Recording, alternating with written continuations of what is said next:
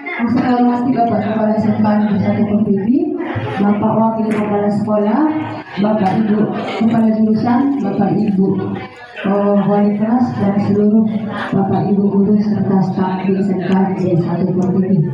Di sini boleh mohon waktunya ya Bapak Ibu, sebentar saja, 10 menit lah paling lama ya Bapak Ibu. Ada tugas aksi nyata dari guru penggerak. Sebelum sudah fokus Bapak Ibu, boleh kita game sebentar untuk konsentrasinya? Boleh ya? Coba perhatikan benda-benda di sekitarnya Bapak Ibu.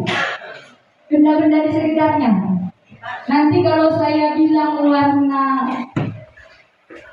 kuning, Ibu tunjukkan warna kuning ya.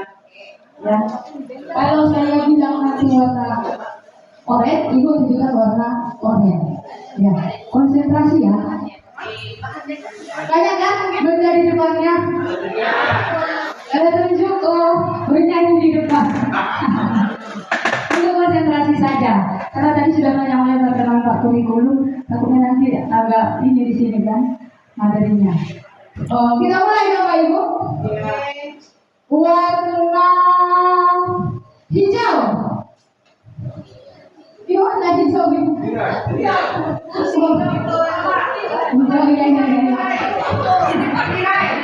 ya.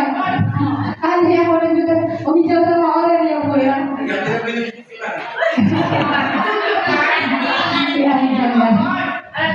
Kemudian satu lagi ya, warna putih. Kertas ya. Ya, terima kasih Bapak Ibu sudah konsentrasi. Itu weti itu kok weti itu kan aku nih weti. Bernyanyi weti ya. Ketika ada musik kita di sini. Ya, terima kasih atas kesempatannya di kepala sekolah. Sebenarnya materinya ini kurikulum tadinya karena programnya juga sama. Programnya Pak Kurikulum adalah lanjutan dari program guru penggerak seperti itu. Nah di sini kami ingin ditugaskan itu menyampaikan tentang budaya positif juga. Nah, di mana di sini disampaikan bahwa seorang guru yang hebat harus senantiasa menerapkan budaya positif di sekolah. Sudah dijelaskan bahwa budaya positif itu tadinya adalah jenis-jenisnya sebenarnya sudah kita laksanakan. Salah satu contohnya adalah literasi setiap hari Rabu itu sudah termasuk budaya positif. Kemudian apel pagi, apel jurusan itu juga sudah budaya positif. Artinya di sini sudah kita bimbing karakter anak-anak kita supaya nanti ketika mereka tamat dari sini sudah terbiasa dengan aktivitas seperti itu. Apalagi yang mengaji sangat-sangat besar manfaatnya bagi anak-anak kita. Apalagi yang dari pesantren mereka nggak lupa jadinya. Ketika nanti mereka di masyarakat, mereka ditunjuk memimpin doa, mereka ditunjuk sebagai tahtim, mereka sudah yakin, sudah pede, sudah terbiasa. Nah inilah salah satu contoh dari budaya positif yang disampaikan pada materi ini. Kemudian contoh lainnya adalah ini masih Bapak Kepala Sekolah sendiri yang melaksanakan. Yang kita belum terlibat. Artinya salam, sapa, senyum, sopan santun seperti itu. Ini harusnya di kurikulum mereka memang sudah harus dilaksanakan.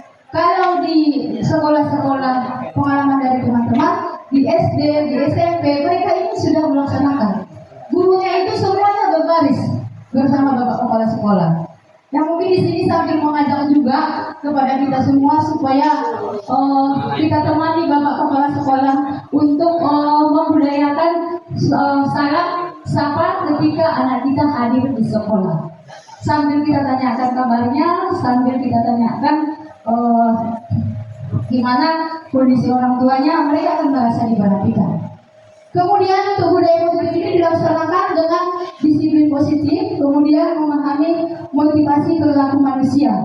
Artinya di sini seorang guru itu harus mengetahui bahwa motivasi belajar siswa itu ada dua. Pertama adalah ada tiga. Yang pertama adalah dia belajar itu mengharapkan pujian.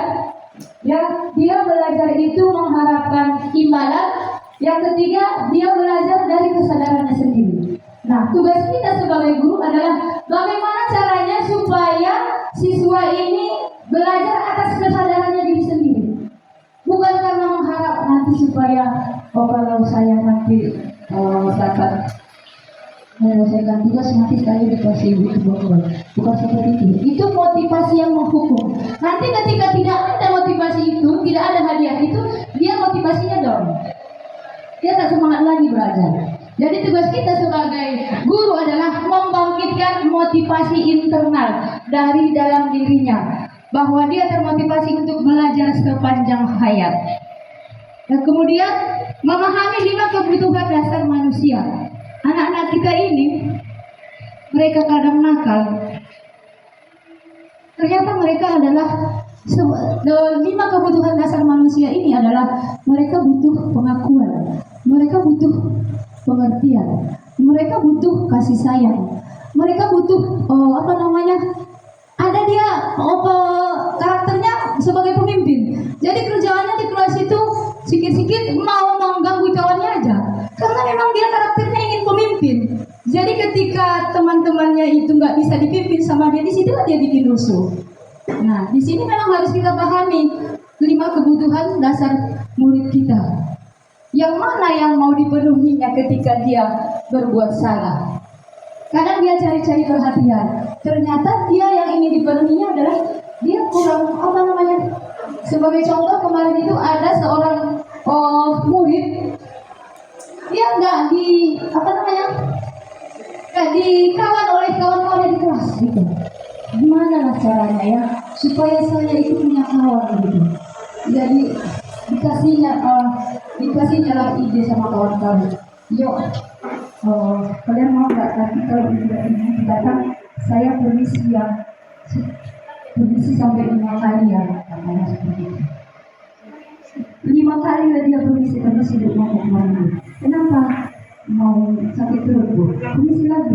Kenapa sakit perut bu? Permisi lagi sakit perut bu. Ternyata ia ingin bikin lucu sama kawannya supaya kawannya perhatian sama dia. Setelah ditelusuri, nah inilah yang harus kita berikan perhatian kepada anak kita ini, berikan juga ke kawan-kawannya supaya dia punya kawan. Nah, kemudian itulah yang harus kita pahami juga. Kalau kita tahu kebutuhan dasar murid kita, insya Allah mudah kita arahkan. Cuma kadang kita lebih cepat emosi daripada memikirkan apa sebenarnya yang dia butuhkan. Iya kan? Karena di rumah seperti yang disampaikan Pak Ibu tadi tidak dapat perhatian.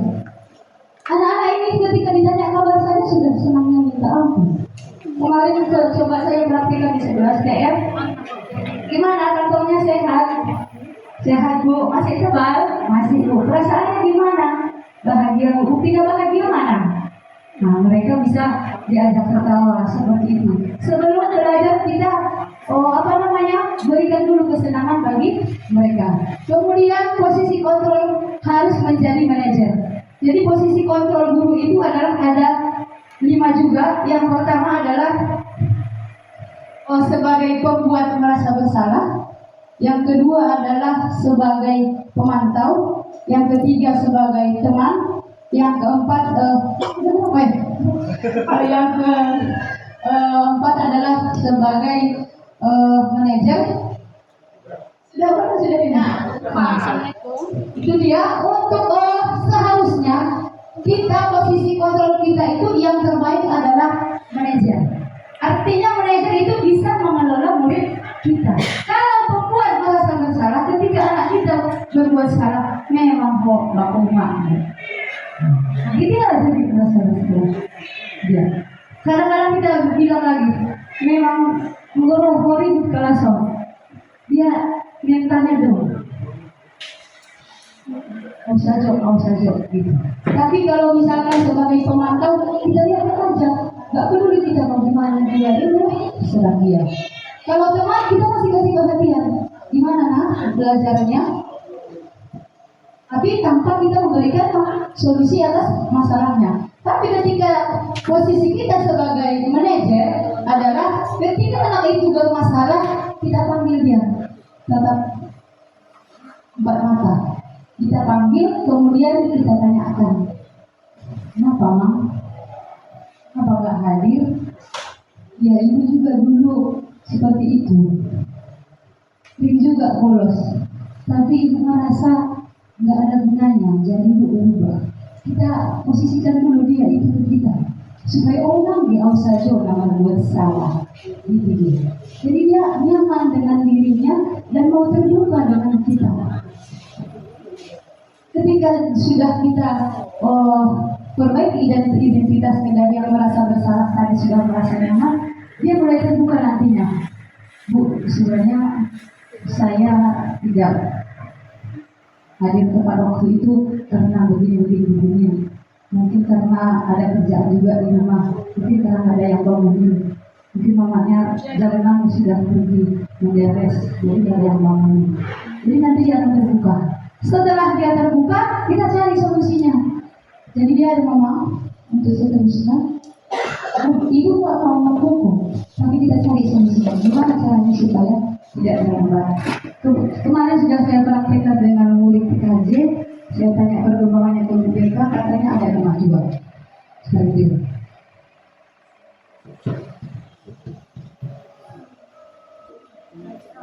Kemudian ada membuat keyakinan kelas.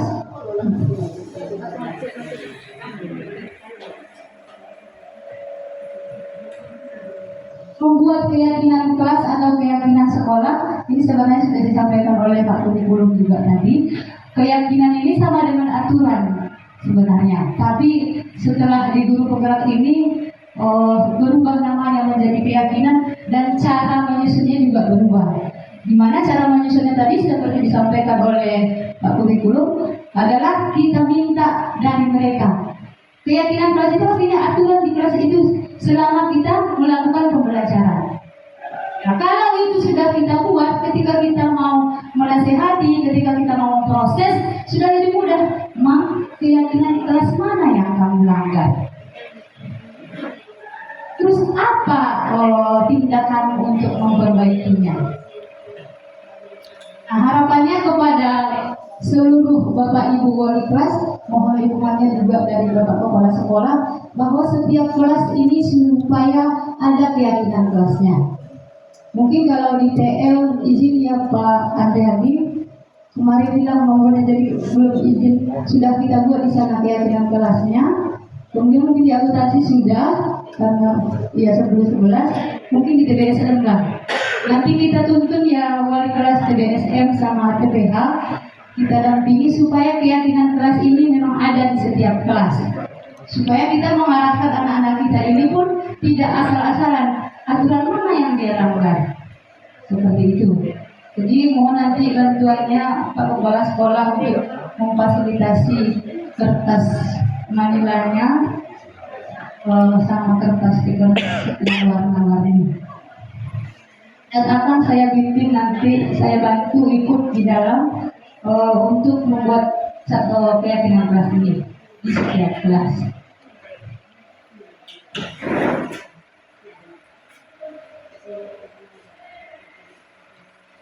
Ini untuk keyakinan sekolah atau kelas. Seorang guru harus membuat keyakinan sekolah atau kelas berdasarkan kesepakatan antar guru dan murid. Ya, jadi kemarin di 10 TITL mereka buat seperti ini. Tidak boleh main HP ketika belajar. Ternyata mereka sendiri yang ngajukan ya. Sadar juga mereka bahwa itu tidak boleh. Enggak dari kita, dia yang nulis. Saya suruh tulis satu-satu ke depan. Itu dibuatnya. Tidak boleh melawan sama guru. Kemudian tidak boleh datang terlambat. Mereka yang buat. Kalau mereka yang buat, ketika kita nanti mau proses, ya ini kan kita yang kalian yang buat kan, Mak. Kalau kalian yang melanggar seperti apa itu? Berarti kita melanggar apa yang sudah kita komitmen kita itu berarti tidak ada untuk keyakinan kelas tersebut. Kemudian keyakinan sekolah atau kelas berupa pernyataan universal mengandung nilai-nilai kebajikan yang mudah diingat dan diterapkan. Contohnya kejujuran, kemudian kasih sayang. Ini adalah nilai kebajikan. Cuma nanti untuk kasih sayang, misalkan contohnya tidak boleh membuli teman. Seperti itu kata-katanya. Ini untuk Guru sebagai manajer tadi adalah cara menyelesaikan masalah seorang siswa dengan segitiga restitusi. Sebenarnya ini sudah disampaikan oleh Pak Guru dulu waktu di ruang aula, dan mungkin mengingatkan saja langkahnya seperti itu tadi. Ada 3 langkah, yaitu validasi tindakan, kemudian yang kedua adalah validasi identitas, kemudian validasi tindakan, kemudian yang ketiga adalah